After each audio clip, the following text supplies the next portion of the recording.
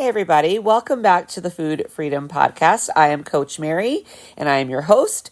And today I want to talk about something that hits home, it hits close to home for so many of us who have had this lifelong battle with disordered eating, weight problems, food addiction, binge eating, body obsession, and that is body dysmorphia and body image. Now, if you're anything like me, there's been times in your life that you have felt just disgusted by your reflection, disgusted by what you've seen in photos. You've avoided mirrors, you've worn oversized clothes to hide your body. You've probably even skipped events because you didn't feel acceptable enough, good enough. You didn't like the way you looked and you didn't want to be seen. And I just want to tell you, you are not the only one. I think most of us on this, doing this battle, it's something we've all experienced. And it's something that I see all the time in my coaching work too. It's something I've walked through myself, and I'm still walking through. So many of us who've just been in the pit of food addiction, we carry a lot of shame about our bodies. We have put life on pause.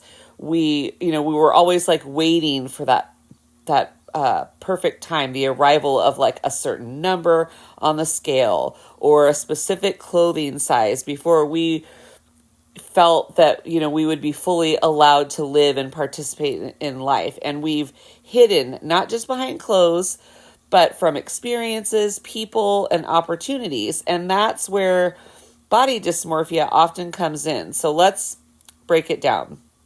Body dysmorphia is when you are extremely preoccupied with a perceived flaw in your appearance. It might be something that others can't even see, don't notice. It could be, it's something that's objectively minor, but to you, it feels huge and glaring, and it distorts how you see yourself. It can show up in ways like avoiding mirrors, obsessing over specific body parts, comparing your body to others all the time, or even comparing yourself, your current body to your old body, looking at old pictures and thinking, oh, I wish I looked like that again, even though back then you didn't like how you looked either. It can also sound like brushing off compliments, not believing anyone when they say, you look great, you look amazing. And so body dysmorphia, most of the time, it lives in the same space as our issues with food, in that same negative space that our horrible relationship with food lives. And it feeds off of our insecurity, the shame that we feel, the perfectionism that we all battle. And honestly, it's exhausting. So, and then there's body image, which is a little different. So body image is your mental picture of your body. It's your thoughts, feelings, and perceptions about how you look.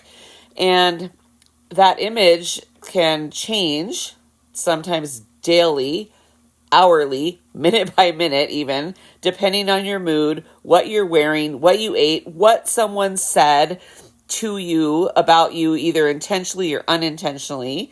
And here's the truth about that, about both these.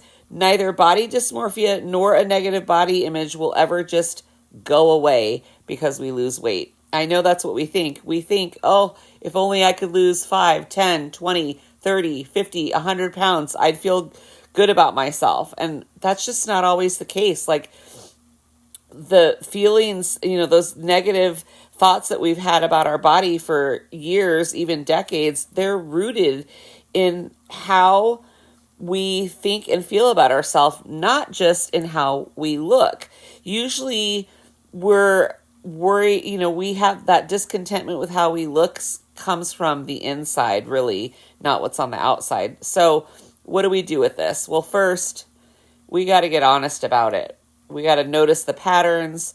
We got to challenge that Ed voice, because Ed doesn't just talk to us about the food. Ed talks to us about our body and our relationship. Ed is that that eating disorder voice, that voice of sabotage, the inner critic, the negative committee, right? Like whatever you want to call it, we have to challenge that voice.